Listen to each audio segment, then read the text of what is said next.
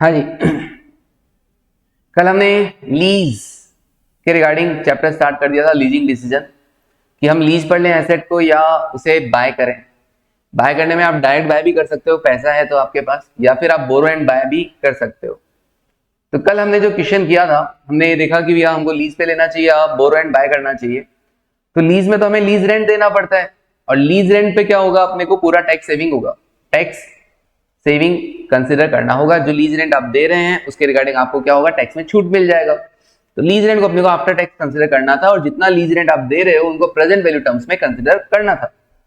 Borrow and purchase अगर करते हो तो आपको क्या करना था, इंस्टॉलमेंट देनी थी। इंस्टॉलमेंट और लीज रेंट कल हमने जो क्वेश्चन किया था उसमें क्या थे, at the end of the year, are paid at the end of the year. Okay, अगर हम हमने इंस्टॉलमेंट का अमाउंट कैलकुलेट कर लिया था, principal borrowed divide by cumulative present value factor. ऐसा क्यों लगा फॉर्मूला, क्योंकि हर साल की इंस्टॉलमेंट क्या थी, सेम थी। इंस्टॉलमेंट सेम होने का मतलब है प्रिंसिपल प्लस इंटरेस्ट का अमाउंट यहां पर सेम था। तो हमने ये वाला फॉर्मूला यूज किया और इंस्टॉलमेंट का अमाउंट कैलकुलेट कर लिया। फिर उसके बाद हमने क्या देखा, यहां पर अपने को आउटफ्लो कैसा कंसिडर करना है कि इंस्टॉलमेंट देना होगा तो आउटफ्लो इंस्टॉलमेंट वो प्रेजेंट वैल्यू टर्म्स में देखना होगा। और क्या होगा सर, टैक्स सेविंग होगा किस पर, इंटरेस्ट और डेप्रिसिएशन पर, दैट इज इनफ्लो, वो भी प्रेजेंट वैल्यू टर्म्स में देखना होगा। सैलवेज वैल्यू अगर हमें कुछ मिलता है तो वो भी हमारे लिए इनफ्लो है, वो भी हमें प्रेजेंट वैल्यू टर्म्स में देखना होगा। और इस तरीके से हम आउटफ्लो माइनस इनफ्लो करके एक net outflow present value terms में कैलकुलेट कर लेंगे। और अब हम दोनों को कंपेयर कर लेंगे कि लीज में कितना आउटफ्लो है और बोरिंग एंड बाइंग में कितना आउटफ्लो है। जहां पे आउटफ्लो कम होगा ऑब्वियसली हमें एसेट वैसे ही खरीदना चाहिए। नेक्स्ट एग्जांपल, आज क्या फर्क है सर, क्वेश्चन तो सर वैसा ही लग रहा है देखने में, वही 1 लाख रुपए, वही 4 साल, वही सेल्वेज वैल्यू निल, वही टैक्स रेट 30%, वही 1 लाख रुपए बोरो कर लो 12% रेट, रीपे कैसे करना है, together with interest in 4 equal annual instalment, या फिर लीज पे ले लो 30,000 रुपए सालाना 4 साल के लिए। सर सेम तो है, बिल्कुल सेम है सर। तो फिर क्या अलग है इसमें, क्या अलग है इसमें? paid at the beginning of the year. हाँ जी, at the beginning of the year, correct. प्रश्न में at the end of the year दिया था। हाँ जी, उसमें eight the end of the year दिया, ठीक है, ओके। चलिए, तो सर यहां पे जो हम लीज रेंट और इंस्टॉलमेंट पे कर रहे हैं वो कब कर रहे हैं, eight the beginning of the year. Okay Anushka, okay Harshita, okay Rishita, done. हाँ जी, अब बढ़ते हैं आगे। एक सेकेंड,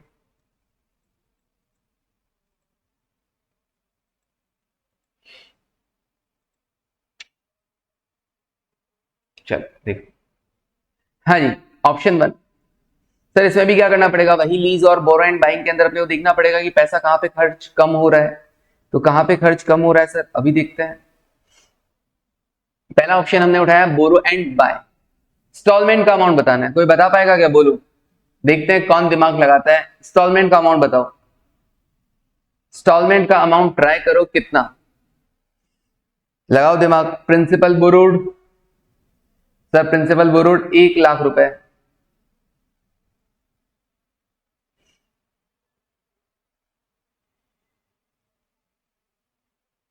हाँ जी, डिवाइडेड बाय किससे करूं, 12% इंटरेस्ट रेट है। प्रोजेक्ट की लाइफ, एसेट की लाइफ 4 साल है। बोलिएगा क्यूमुलेटिव फैक्टर कितना,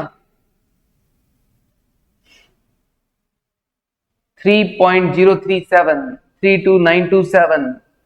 तो फिर कल वाले में और आज वाले में फर्क क्या हो गया, कल इंस्टॉलमेंट एट द एंड दिया जा रहा था, आज इंस्टॉलमेंट एट द बिगनिंग है। हाँ अनुष्का, करेक्ट। सर यहां पे जो क्यूमुलेटिव फैक्टर लिया जाएगा वो लिया जाएगा 3.402। कौन सा, 0th ईयर से 3rd ईयर का। क्यों सर, जीरो से थर्ड क्यों? मैंने कहा इंस्टॉलमेंट कब दे रहे हो आप? इंस्टॉलमेंट सर एक्स अमाउंट पे किया जा रहा है, कब? आज। हाँ जी, installments are paid at the beginning of the year, मतलब फर्स्ट ईयर की शुरुआत बोले तो आज, जीरोथ ईयर। सेकेंड ईयर की शुरुआत बोले तो फर्स्ट ईयर का एंड। थर्ड ईयर की शुरुआत बोले तो सेकेंड ईयर का एंड। फोर्थ ईयर की शुरुआत बोले तो थर्ड ईयर का एंड। ठीक है ना? क्लियर है? तो थर्ड ईयर की शुरुआत मतलब सेकेंड ईयर का सॉरी थर्ड ईयर की शुरुआत मतलब सेकेंड ईयर का एंड। फोर्थ ईयर की शुरुआत पे कर रहे हो, दैट मींस थर्ड ईयर के एंड का फी फैक्टर लगेगा, जो भी है एक दिन पहले का। हाँ, मैं बोलने में अगर गलत कर रहा हूं तो समझ जाना। ओके, हाँ जी, तो पहली इंस्टॉलमेंट आप अभी दे रहे हो जीरोथ ईयर पे, फर्स्ट ईयर की शुरुआत जीरोथ ईयर आज, तो आज का पी फैक्टर कितना? 1। हाँ Anushka, very good. Okay, Rishita, okay, हाँ जी, तो 1। फिर यहां पे कितना? सर ये वाला जो इंस्टॉलमेंट जो पे किया गया था, सेकेंड ईयर का इंस्टॉलमेंट कब पे किया होगा? सर सेकेंड ईयर की शुरुआत में। सेकेंड ईयर का बिगिनिंग मतलब फर्स्ट ईयर का एंड, तो फर्स्ट ईयर का एंड में पी फैक्टर कितना लगा था? 0.893। फिर 0.797। थर्ड ईयर की शुरुआत बोले तो सेकेंड ईयर का एंड। फोर्थ ईयर की शुरुआत बोले तो थर्ड ईयर का एंड, 0.712। हाँ जी, इन तीनों का टोटल क्या हो जाएगा? 3.402। सो प्रेजेंट वैल्यू कितना आ जाएगा? 3.402x। हाँ जी, समझ में आया? तो इंस्टॉलमेंट का अमाउंट कैसे आएगा? 1 लाख डिवाइड बाय 3.402 करना है। तो भैया आप इंस्टॉलमेंट जब दे रहे हो उसके अकॉर्डिंग डिसाइड होगा। तो 1 lakh divided by 3.402, that is 29395। कितना आ रहा है? 29394 आ रहा है या 29395 आ रहा है? 29394.47। ठीक है, और ये 3.402 एग्जैक्ट आ रहा था या 401 आ रहा था? करीब 3.401 समथिंग समथिंग। सर इसका टोटल 3.402 ही आ रहा था। ठीक है, एग्जैक्ट। ठीक है, और अगर अपन 1 डिवाइडेड बाय 1.12 करें तो 1 डिवाइड बाय 1.12 इक्वल टू और जीटी दबा दें तो कितना आ रहा है? 3 का टोटल 2.40। कितना आ रहा है? 3 का टोटल 2.40। आगे क्या है? 1 2 3, हाँ 18 है। ठीक है, तभी अगर 18 होता और उसके अकॉर्डिंग देते तो यहाँ पे एक नंबर अपन, मैंने यहाँ पे क्या किया? 4 ना लेके यहाँ मैंने क्या कर दिया? 5 कर दिया, तो 1 रुपए में कोई फर्क नहीं पड़ेगा। 5 करने का रीजन क्या है? वो 4018 था, 402 नहीं था, तो ठीक है एक वैल्यू और बढ़ा दिया मैंने यहाँ पे 29395। कितना भी रख सकते हैं, 29394 भी रख सकते हैं, कोई दिक्कत नहीं। आगे देखते हैं, तो इंस्टॉलमेंट डिसाइड हुआ। बोलो इसमें किसी को दिक्कत है क्या?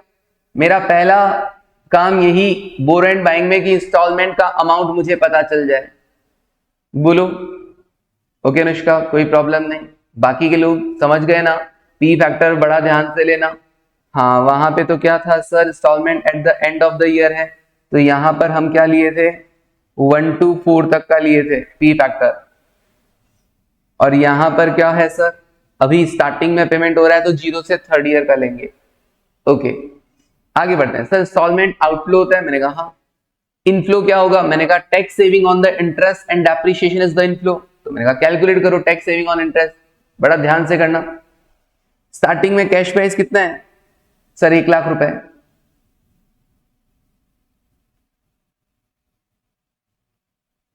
थोड़ा ध्यान से सुनो, ये मैंने आपको लिख कर दे रखा है ऑलरेडी, वरना शायद आप कंफ्यूज हो जाते।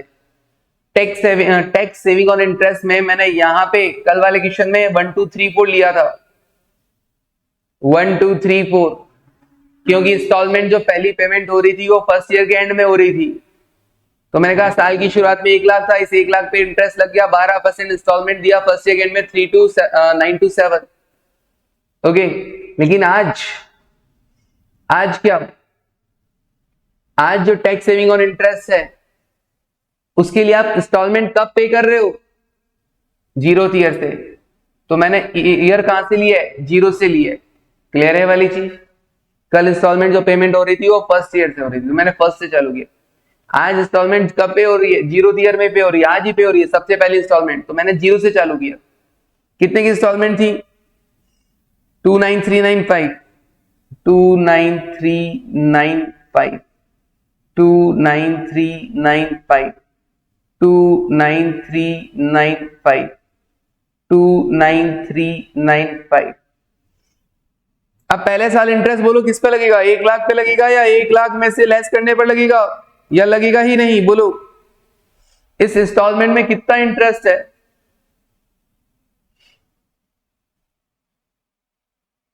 ये ऋषिता लिख रही है नो इंटरेस्ट 0 यार। हाँ अच्छा वो ईयर है, अच्छा हम तो वाई और आर को यार लिखते हैं, ठीक है।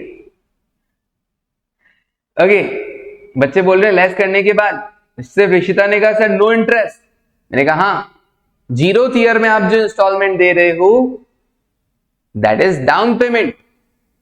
अभी अभी आप हैंड टू हैंड एसेट खरीदो और अभी हैंड टू हैंड दे रहे हो, दैट इज डाउन पेमेंट। इसमें किसी तरह का कोई इंटरेस्ट शामिल नहीं होगा, निल। हैंड टू हैंड आप दे रहे हो दैट मींस कोई इंटरेस्ट शामिल नहीं है, निल। सारा का सारा प्रिंसिपल अमाउंट है 29395। अब हाँ हायर परचेज वाला सिस्टम, 1 लाख में से जब 29395 आप दे दोगे, लेस कर दोगे, अब बचेगा कितना, 70605। हाँ जी, अब भैया आप तुम एसेट लेके गए 1 लाख की, 1 लाख में से 29395 तो एंड टू एंड दे दिया था, अब बचा पैसा 70605 जिस पर आप इंटरेस्ट चार्ज करोगे, 70605 उसका 12% कितना होगा, 8472.6, तो ये लिख देंगे हम 8473। ओके 8473। अब इंस्टॉलमेंट 29395 में से इतना इंटरेस्ट था, बाकी प्रिंसिपल लेस कर दो इसको, तो प्रिंसिपल कितना हुआ 20922। ओके 20922। अब इतना प्रिंसिपल का अगर पेमेंट हो जाएगा तो बाकी प्रिंसिपल और कितना बचेगा, 70605 में से 20922 हटा दो, 49683, 49683, ठीक है जी। अब इस 49683 पर इंटरेस्ट लगेगा, तो 49683 इंटू 12% कितना हुआ 5962, ठीक है जी 5962। इंस्टॉलमेंट में से इंटरेस्ट अगर 5962 है तो बाकी बचा प्रिंसिपल 23433। ओके 23433। अब बताओ अगर इतना प्रिंसिपल का पेमेंट हो जाए तो और कितना आउटस्टैंडिंग, 26250, ठीक है जी 26250। लास्ट वाले में पता है ना क्या करना होता है, इंस्टॉलमेंट है 29395, इंटरेस्ट है 26250, तो डिफरेंस कितना, इंटरेस्ट 3145। ये लो जी, अब कुछ भी प्रिंसिपल बाकी नहीं रहेगा। अरे सॉरी यहां पर प्रिंसिपल बाकी तो नहीं रहेगा, बट यहां पे लिखना क्या है, 26250 का प्रिंसिपल पेमेंट हो गया। ओके समझ में आया क्या, जो आप 0th ईयर में इंस्टॉलमेंट दे रहे हैं दैट इज डाउन पेमेंट। जो आप 0th ईयर में इंस्टॉलमेंट दे रहे हैं that is down payment. Okay तो डाउन पेमेंट में इंटरेस्ट शामिल नहीं होता है। बस आगे बढ़ते हैं। नाउ इंटरेस्ट हमने कैलकुलेट किया, हाँ सर 0th ईयर में कुछ नहीं, 1st ईयर में 8473, सेकेंड ईयर में 5962 और थर्ड ईयर में 3145। इस पर टैक्स सेविंग 30% से, सबको 30% से मल्टीप्लाई कर दो, 2541.9, सो इट इज 2542। फिर नेक्स्ट 1789 एंड नेक्स्ट 944, चेक कर लेना। हाँ जी 1788.6 that is 1789 and last one 944। ये लो सर, हमने एक इनफ्लो कैलकुलेट कर दिया, टैक्स सेविंग। अच्छा डेप्रिसिएशन पे कोई फर्क आएगा क्या सर? केवल 3 साल ही लगेगा क्या इंटरेस्ट? हाँ 3 साल ही, फोर्थ ईयर है ही नहीं इंटरेस्ट के लिए, क्योंकि थर्ड ईयर की शुरुआत में आपने इंस्टॉलमेंट दे दिया था, फोर्थ ईयर की शुरुआत में, sorry that is third year का एंड। फोर्थ ईयर का बिगनिंग मतलब थर्ड ईयर का एंड। ओके तो हमारा जो इंटरेस्ट का आउटफ्लो हुआ था वो फर्स्ट ईयर का एंड कह सकता हूं, दैट इज सेकेंड ईयर का बिगनिंग, फर्स्ट ईयर का एंड, थर्ड ईयर का बिगनिंग, सेकेंड ईयर का एंड, फोर्थ ईयर का बिगनिंग, थर्ड ईयर का एंड। ओके डेप्रिसिएशन में कोई चेंज नहीं सर, 1 लाख रुपए की एसेट थी, सेल्वेज वैल्यू कुछ बता नहीं रहे हैं, लाइफ 4 साल है, तो 25,000 रुपए सालाना डेप्रिसिएशन हो गया। टैक्स सेविंग कितना? 25,000 का 30%, 7,500 रुपए पर एनम। कितने साल तक सर? एसेट तो डेप्रिसिएशन तो पूरा एंड में लगेगा ना, तो डेप्रिसिएशन पूरा फर्स्ट ईयर का एंड, सेकेंड ईयर का एंड, थर्ड ईयर का एंड और फोर्थ ईयर का एंड। तो 1 2 3 4 1 2 3 4। हाँ जी बड़ा ध्यान से करना होगा, यहाँ पे स्टेप्स सेम हैं बट टैक्स सेविंग कब कब हो रहा है, इंटरेस्ट का टैक्स सेविंग कब हो रहा है, डेप्रिसिएशन का टैक्स सेविंग कब हो रहा है, ये थोड़ा सा ध्यान, बेसिक कैलकुलेशन। ओके आगे बढ़ते हैं। Now present value of cash outflow बताओ। जीरो ईयर में सर इंस्टॉलमेंट दिया था हमने 29,395 का, फर्स्ट ईयर में 29,395, सेकेंड ईयर का एंड 29,395, थर्ड ईयर का एंड 29,395, बस 4 इंस्टॉलमेंट दी थी। फोर्थ ईयर में एंड में कुछ नहीं सर, फोर्थ ईयर के बिगिनिंग में दे दिया था last installment, that is third year का end. Tax saving on interest, जरा टैक्स सेविंग की बात करते हैं। तो हमने इंटरेस्ट पे टैक्स सेविंग कैलकुलेट कर रखा है फर्स्ट ईयर में, ऑब्वियसली सर टैक्स सेविंग कब होगा? Eight the end of the year. 2542, 1789 और 944। जीरो ईयर वाली इंस्टॉलमेंट में किसी तरह का इंटरेस्ट था नहीं, तो उस पर टैक्स सेविंग भी नहीं, क्योंकि इंटरेस्ट ही नहीं है तो टैक्स सेविंग कहां से लाऊंगा? हाँ जी ओके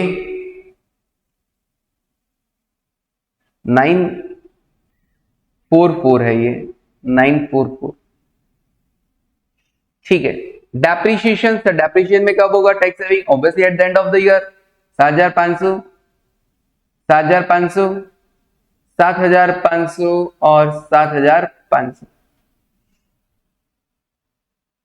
हाँ सर नेट कैश आउटफ्लो देख लो, this one is outflow, this one is inflow. तो 29,395 आउटफ्लो, फिर 29,395 में से ये दोनों हटा दो, 2542 और 7,500, 19,353। Okay Harshita 19,353 okay. फिर उसके बाद 20,106 ओके अनुष्का। फिर उसके बाद 20,951 ओके अनुष्का। फिर उसके बाद ओके इशिका। फिर उसके बाद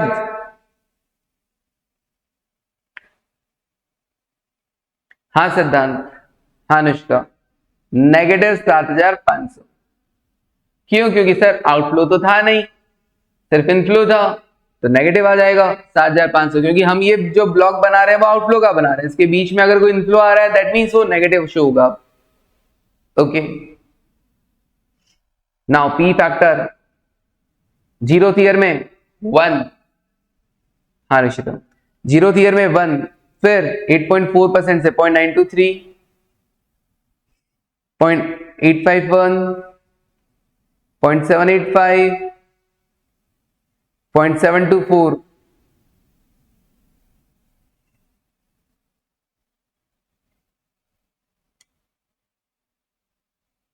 हाँ जी, प्रेजेंट वैल्यू 29395,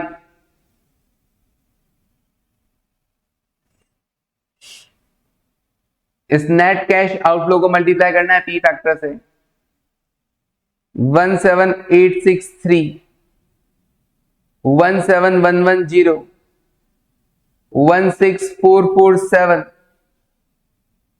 और माइनस का 5430। टोटल करेंगे तो 4 आइटम प्लस के 1 आइटम माइनस का 75385। हाँ जी, कोई सेल्वेज वैल्यू नहीं सर, कोई सेल्वेज वैल्यू नहीं था, अगर होता तो उससे भी हमारा आउटलुक कम हो जाता। Present value of salvage, so present value of cash outlook कितना, 75385।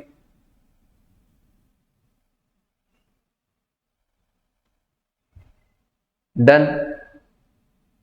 किसमें सर, हाँ जी,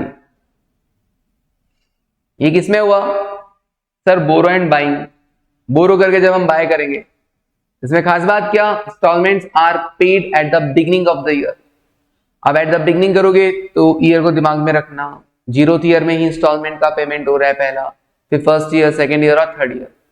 ओके, 4 इंस्टॉलमेंट का पेमेंट इस तरीके से हो रहा है तो इंस्टॉलमेंट का अमाउंट भी उस तरीके से कैलकुलेट करना होगा और फिर आउटफ्लो भी उसी तरीके से जज करना होगा। इंटरेस्ट भी उसी तरीके से कैलकुलेशन आएगा, क्योंकि 0th ईयर में जो इंस्टॉलमेंट दे रहे हो उस पर कोई इंटरेस्ट शामिल नहीं है। फिर जैसे इंटरेस्ट आ जाएगा हैंड टू हैंड उसका टैक्स सेविंग।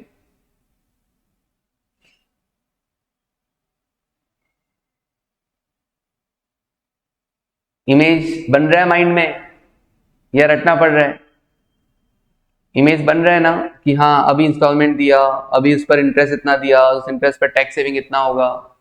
बोलो, बन रहा है?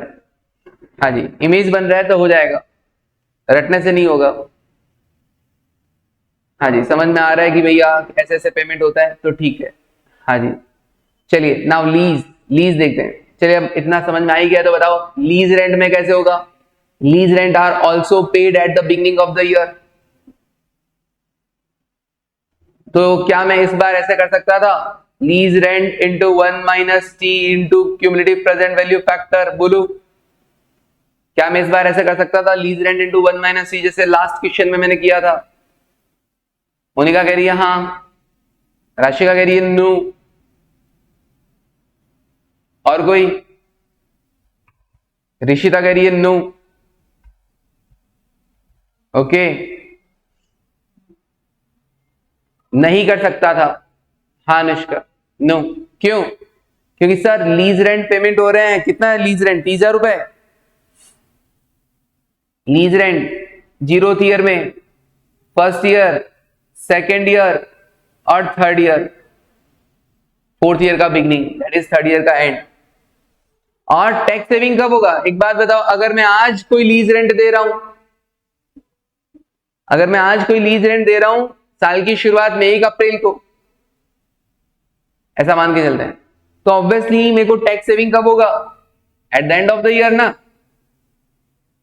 अगर मैं आज कोई लीज रेंट दे रहा हूं, हाँ इस साल में जो भी मैंने खर्चा पे किया उसका टैक्स सेविंग तो at the end of the year ही होगा। अब पहले साल की अगर आपने शुरुआत में खर्चा किया तो भी tax saving at the and होगा, और पहले साल के एंड में कोई खर्चा किया तो भी tax saving at the and he होगा। तो 0th ईयर जो आज साल की शुरुआत में, पहले साल की शुरुआत में आप लीज रेंट दे रहे हैं, उसका टैक्स सेविंग कहां पे होगा? यहां पर, eight the end of the year. तो 30,000 का 30% कितना? 9,000 रुपए। फिर ये जो आपने फर्स्ट ईयर दिखा रखा है, दैट मीन सेकेंड ईयर की शुरुआत में जो आपने लीज रेंट दिया था, सेकेंड ईयर की शुरुआत बोले तो फर्स्ट ईयर का एंड, पी फैक्टर के लिए तो सेकेंड ईयर की शुरुआत मान लो चाहे फर्स्ट ईयर का एंड मान लो, सेम पी फैक्टर लगाना है। तो लीज रेंट को मैंने क्या लिखा, सेकेंड ईयर की शुरुआत मतलब फर्स्ट ईयर का एंड, ताकि इस पर फर्स्ट ईयर के एंड वाला पी फैक्टर लग सके। लेकिन इस पर टैक्स सेविंग कब होगा, सेकेंड ईयर की शुरुआत में जो लीज रेंट दे रहे हैं उस पर टैक्स सेविंग सेकेंड ईयर के एंड में होगा।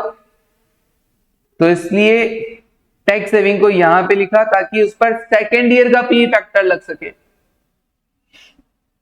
वापस बोलता हूं, जो थर्ड ईयर की शुरुआत में मैंने लीज रेंट दिया है उस पे पी फैक्टर कौन सा लगेगा, थर्ड ईयर की शुरुआत बोल दो चाहे सेकेंड ईयर का एंड बोल दो, तो उस पर सेकेंड ईयर का पी फैक्टर लगेगा। लेकिन जो मैंने थर्ड ईयर की शुरुआत में लीज रेंट दिया है उस पर टैक्स सेविंग तो कब होगा, थर्ड ईयर के एंड में, इसलिए उस टैक्स सेविंग पर थर्ड ईयर का पी फैक्टर लगेगा। ये ऐसा चलता है।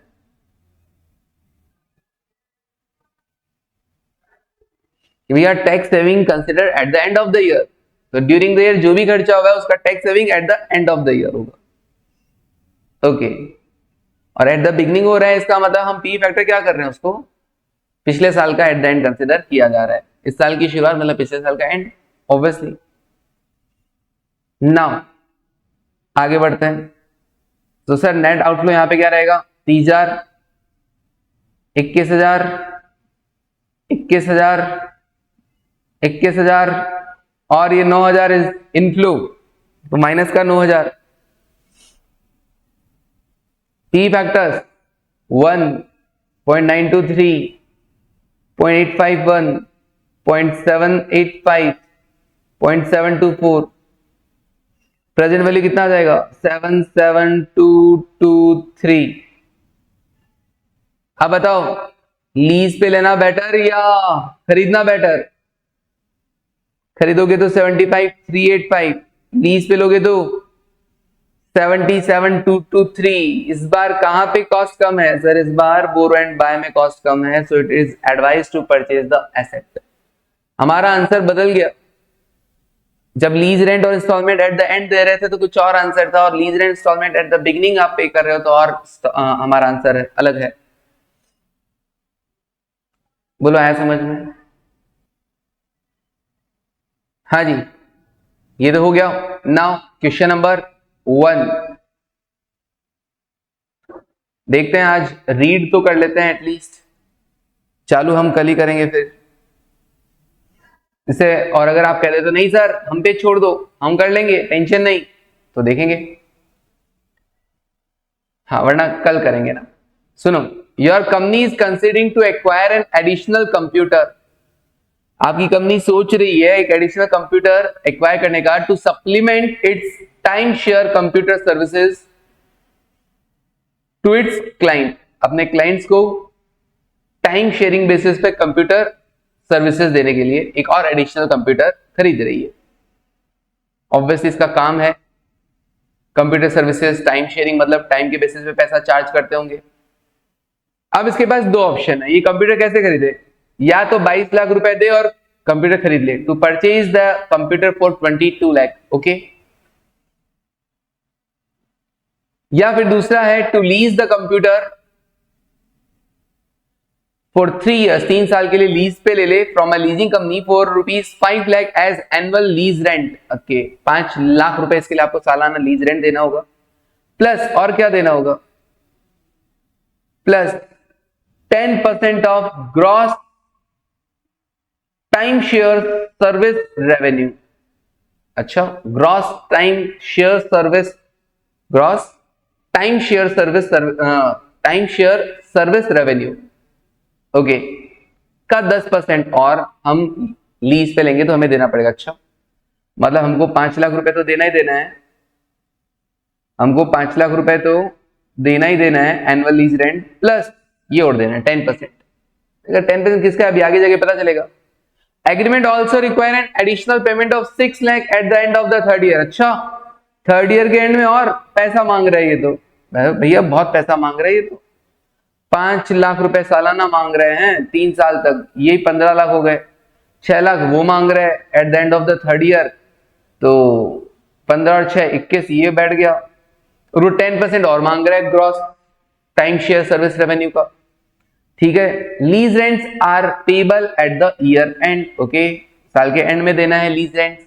And computer reverts to the lessor after the contract period, और जैसे ही कॉन्ट्रैक्ट पीरियड खत्म हो जाएगा, 3 साल पूरे हो जाएंगे, आप उस कंप्यूटर को वापस लेसर को दे देना। मतलब आप ऑनर भी नहीं बनने वाले हो, यहां पर आपके पास एसेट भी नहीं रहने वाली है, लास्ट में वापस लेसर को यूज किया आपने एसेट उसका और वापस को दे दो। कंपनी एस्टिमेट क्या कर रही है कि company under review will be worth 10 lakh at the end of the 3rd year, okay. 3 साल बाद उस एसेट की वैल्यू कितनी होगी, ये लो जी, computer under review will be worth 10 lakh at the end of the 3rd year. लेकिन ये आपको कब मिलेगा, लीज पे लोगे तब या बाय करोगे तब? लीज पे लोगे तब मिलेगा ये सेल्वेज वैल्यू 10 लाख, या बाय करोगे तब? क्योंकि अगर आपने लीज पे लिया तब तो आप क्या कर रहे हैं, तब तो आप इस कंप्यूटर को वापस लेसर को दे रहे हैं, तो ये 10 लाख रुपए लेसी आपको नहीं मिलने वाले हैं। लेकिन अगर आप बाय कर लेते हैं तो ये 10 लाख रुपए भी आपके। वाह, मैं तो बाय करूंगा, बिक गया मेरे को, तो बाय करूंगा तो 22 लाख लगेंगे और वहां पे 10 लाख मिलेंगे 3rd ईयर के एंड में, फायदा है, ओके। हालांकि अच्छा, वो जो 10% जिसका लेना है वो आपको दे रखा है कंपनी, हाँ, फोरकास्ट रेवेन्यूज आर, अच्छा जी, फोरकास्ट रेवेन्यू हमको दे रखा है, दीज आर द रेवेन्यू, जिसका 10% हमको और लीज रेंट के साथ देना है। तो 22.5 लाख का 10% 2.25 लाख, 25 का 10% 2.5 लाख, 27.5 का 2.75 लाख, ये भी अपने को लीज रेंट के साथ देना है। हाँ सर, बोला था ना कि 5 लाख का तो लीज रेंट देंगे, प्लस क्या करेंगे, gross time share service revenue का 10% और देना होगा। मैं दे देंगे इसका 10% और, क्या ठीक है। आगे क्या बोला, annual operating cost excluding depreciation और lease rent of computer are estimated 9 lakh with additional 1 lakh for the startup and training cost at the beginning of the first year। इस एसेट को रन करने का सालाना खर्चा कितना लगने वाला है सर? एनुअल ऑपरेटिंग कॉस्ट है 9 लाख रुपए, और क्या एडिशनल 1 लाख रुपए और लग रहे हैं सर, एडिशनल 1 लाख रुपए और लग रहे हैं for the startup and training cost. कब? At the beginning of the first year, okay, मतलब आज, हाँ सर आज। वो एनुअल ऑपरेटिंग कॉस्ट तो 9 लाख हर साल लगनी, और ये एडिशनल 1 लाख का खर्चा आज लगना है। मैंने कहा कब? एक बात बताओ, अगर आप लीज पे लेते हो तब देना है या ऑनर होते हो तब? मैंने कहा देखो सर, अगर मैं एसेट का ऑनर हूं, मैं एसेट खरीद लेता हूं, तो ऑब्वियसली एनुअल ऑपरेटिंग कॉस्ट मेरा ही है, और ये जो स्टार्टअप और ट्रेनिंग कॉस्ट लगेगा 1 लाख रुपया फर्स्ट ईयर के बिगिनिंग में, वो भी मेरा ही लगेगा, क्योंकि एसेट मेरी है, ऑनर हूं मैं, बायर हूं मैं। तो बाय के केस में तो लगेगा, क्या लीज के केस में भी ये खर्चा आपको देना है? डिपेंड करेगा आपके और लेसी और लेसर के बीच में होने वाला एग्रीमेंट। यहां पर क्या कहा जा रहा है, these cost are to be borne by the lessee, okay, इसका मतलब लेसी पे करेगा।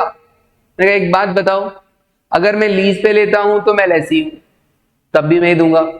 अगर मैं बाय करता हूं, एसेट मेरी है, तब भी मैं ही दूंगा। तो क्या ये मेरे डिसीजन मेकिंग के लिए रिलेवेंट है या इररिलेवेंट है? ये 9 लाख और 1 लाख, ये 9 लाख और 1 लाख मेरे डिसीजन मेकिंग में कोई रोल प्ले करेंगे क्या? ऋषिता ने कहा, राशिका ने कहा इररिलेवेंट।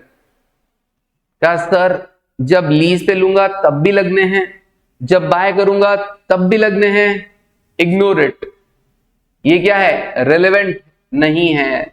हमको डिसीजन मेकिंग में इसको कंसिडर नहीं करना है। करोगे तो भी क्या हो जाएगा, इधर भी खर्चा दिखा दोगे लीज में भी, और बोर एंड बाइंग वाली में भी खर्चा दिखा दोगे, क्या फायदा? सेम अमाउंट है, सेम टाइम लग रहा है, इसको दिखाओ ही मत, इररिलेवेंट है। ये दोनों डिसीजन में जो मेरे को डिसीजन लेना है कि लीज पे लूं या एसेट बाय करूं, उसमें ये जो 9 लाख और 1 लाख है कोई रिलेवेंस नहीं रखते हैं, क्योंकि ये दोनों केसेस में लगने वाले हैं। ओके, तो इनको हम कंसिडर ही नहीं करेंगे अपने कैलकुलेशन में। Your company will borrow at 16% interest to finance the acquisition, okay, पैसा बोरो करना पड़ेगा भैया आपको। अच्छा, मैं तो सोच रहा था वो एसेट खरीद लेंगे अपन 22 लाख रुपए में, लेकिन 22 लाख में खरीद नहीं रहे हो, आपको क्या कर रहे हो, पैसा बोरो कर रहे हो। Borrow at 16% interest to finance the acquisition. और रीपेमेंट कैसे करना है? रीपेमेंट मतलब इंस्टॉलमेंट कैसे दे रहे हो? इंस्टॉलमेंट कितना कितना जाएगा सर? इंस्टॉलमेंट होता है प्रिंसिपल प्लस इंटरेस्ट। तो 500 का प्रिंसिपल, पहले साल के एंड में 500 तो प्रिंसिपल है और इंटरेस्ट है 352, दैट मींस टोटल इंस्टॉलमेंट कितना? 852। बोरो एंड बाइंग में मेरा जो पहला वर्किंग नोट बनता है वो इंस्टॉलमेंट का बनता है। इस बार इंस्टॉलमेंट मुझे कैलकुलेशन थोड़ा अलग तरीके से दे रखा है, प्रिंसिपल भी दे रखा है, इंटरेस्ट भी दे रखा है, मेरे को ऐड करना है, इंस्टॉलमेंट निकाल लेना है। 852 और 272 कितना होता है? 1122। ओके ऋषिता, और 850 और 136 986। ठीक है ऋषिका, हाँ जी, ये लो जी इंस्टॉलमेंट आ गया। मुझे और क्या करना होता है sir? Tax saving on the interest. ये इंटरेस्ट भी मेरे को दे रखा है, इंटरेस्ट की कैलकुलेशन नहीं करनी पड़ेगी, वाह बच गए, इंटरेस्ट की कैलकुलेशन नहीं करनी पड़ेगी, सिर्फ इस पर टैक्स सेविंग देखना है और उसका प्रेजेंट वैल्यू निकाल देंगे बाद में एक साथ में। डेप्रिसिएशन, हाँ जी सर देखना है, डेप्रिसिएशन जरूर देखना है, अगर आप ऑनर हो तो आपको डेप्रिसिएशन भी चार्ज करना होगा। ओके तो देख लेंगे। कंपनी यूज एसएलएम, अच्छा एसएलएम यूज किया जा रहा है, बहुत ही बढ़िया बात है, 3 साल की लाइफ है और एसएलएम यूज होगा, कोई दिक्कत नहीं है, डिवाइड कर देंगे original cost minus scrap value divide by useful life.